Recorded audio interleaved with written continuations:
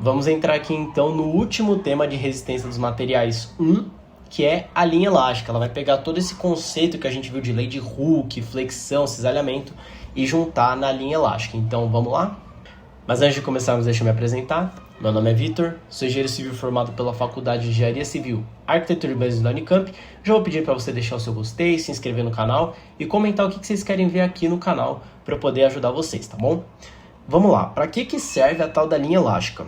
Ela serve para a gente obter os deslocamentos de elementos submetidos a carregamentos transversais. Então vamos lá, aqui a gente tem uma viga biapoiada, tá? A gente tem literalmente uma viga que é na horizontal e um carregamento na transversal. E assim a gente consegue descobrir qual que é a equação da linha elástica e a gente vai conseguir descobrir o deslocamento em qualquer ponto dessa viga. Então eu quero descobrir qual que é o deslocamento nesse ponto. Com a linha elástica a gente consegue, desse ponto e até o ponto central, que é o mais crítico, a gente vai conseguir obter, tá? Então a gente quer descobrir a equação de V de x, a gente consegue determinar os esforços internos em estruturas hiperestáticas. Nesse primeiro momento a gente vai ver estruturas isostáticas, tá? Mas também ajuda em hiperestáticas. E a gente consegue validar a estrutura na verificação do estado limite de serviço. Isso aqui a gente vai ver mais quando estiver vendo sobre concreto, madeiras, materiais específicos, que basicamente, de uma forma muito esdrúxula, é quantos centímetros a estrutura pode se deformar, que está aceitável, tá? Quais hipóteses que a gente vai considerar? Lei de Hooke, pequenas deformações, superposição de efeitos, que é tudo que a gente vê até agora. Desde a flexão simples da lei de Hooke, a gente estava considerando essas hipóteses, tá? E a gente vai considerar que a gente está trabalhando com a flexão pura. Se você lembrar lá atrás, eu falei de flexão pura, que é quando a gente está trabalhando apenas com o momento e desconsiderando o efeito da cortante. Por quê? A cortante ela vai ter um papel muito reduzido, muito pequeno nesse deslocamento da viga. É cerca de 3, 4%. Então, vamos trabalhar só com o momento e aí lá no futuro a gente pode estudar a parcela da cortante nesse deslocamento, tá? Ela tem então um papel secundário. Então, como a gente faz para descobrir essa equação do deslocamento? Aqui na esquerda eu tenho um desenho de uma viga biapoiada. E partindo desse ponto O, que é o centro de uma circunferência, a gente traça a parte do deslocamento e como se isso aqui fosse uma grande circunferência, tá? Show de bola. Aí eu vou traçar duas retas saindo desse ponto O, que são o raio, né?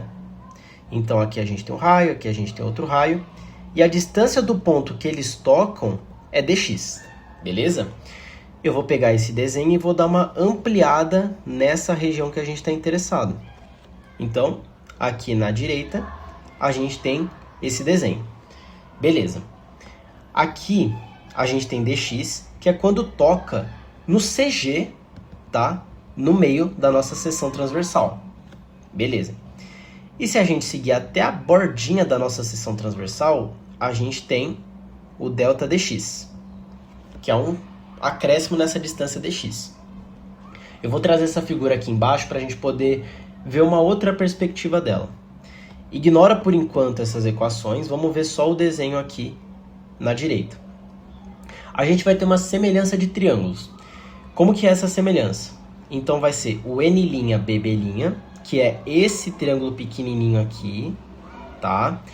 Então o N' é o ponto que o raio toca no CG da seção transversal. E o B' é as coordenadas de uma distância y, tá? Que eu adotei aleatoriamente. Então esse y pode valer 2, pode valer 3, sei lá, tá? E o triângulo ONN, N', né? Que é esse triângulo aqui. Então ele sai do ponto O, que é o centro da circunferência, e vai até o CG da figura. Show de bola? E aí com essa semelhança de triângulos, a gente tem essa equação aqui. Então, delta dx sobre 2, que é exatamente esse comprimento aqui, dividido por y, que é essa distância aqui, que a gente não sabe se é 2, 3, é uma distância que você vai arbitrar quando você for resolver o exercício, que é semelhante, né, a essa relação aqui, que é o dx sobre 2, que é esse comprimento aqui, certo? E o raio, que é essa distância aqui. Beleza, temos uma semelhança de triângulos. Voltando rapidinho nas equações, o que a gente já viu, né, nos últimos vídeos e a gente já sabe. Lei de Hooke, tensão é igual ao módulo de elasticidade vezes deformação. Tensão normal, que é o que a gente mais viu aqui. Tensão é igual ao momento vezes y, que é o mesmo y que a gente não sabe quanto que vale aqui, tá? Dividido pelo momento de inércia. E a deformação longitudinal, que a gente também viu na lei de Hooke, que é deformação é igual a um ΔX sobre x, tá?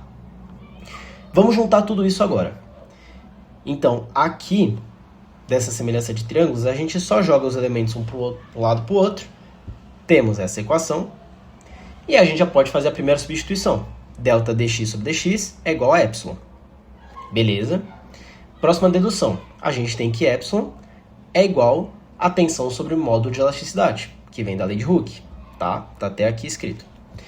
E por último, a gente vai trocar a tensão por momento sobre EI. Ou melhor, vai trocar a tensão por momento vezes y sobre I, tá? O E ele já estava aqui. Beleza, temos essa equação. Agora a gente pode cortar o y. Então o y que a gente não tinha descoberto o que era, ele não vai servir de nada. E a gente vai ter a curvatura da linha elástica. Olha que legal. Então 1 sobre o raio, que a gente estava vendo lá em cima, é igual a momento sobre EI. Beleza, a gente tem a curvatura, mas a gente quer o deslocamento. Pelo cálculo elementar, o que a gente tem? A gente tem que 1 sobre R é igual ao K. O que é o K? É exatamente aqui em cima a curvatura. Inverso do raio é a medida da curvatura. Então é a medida da curvatura. E isso aqui, pelo cálculo elementar, vale a derivada segunda do deslocamento dx ao quadrado. E se a gente integrar isso aqui duas vezes, na primeira integral a gente vai conseguir o giro, e na segunda integral dela a gente vai conseguir finalmente o Vx. E assim a gente tem a equação final da linha elástica. Então a gente vai trocar esse K pela derivada segunda de V, que é igual a menos mx sobre I. E esse menos é só para fazer uma correção do sinal de momento para ficar nos nossos padrões, tá? E aí, por fim, vai ser necessário integrar isso aqui, né? Como eu já comentei para vocês.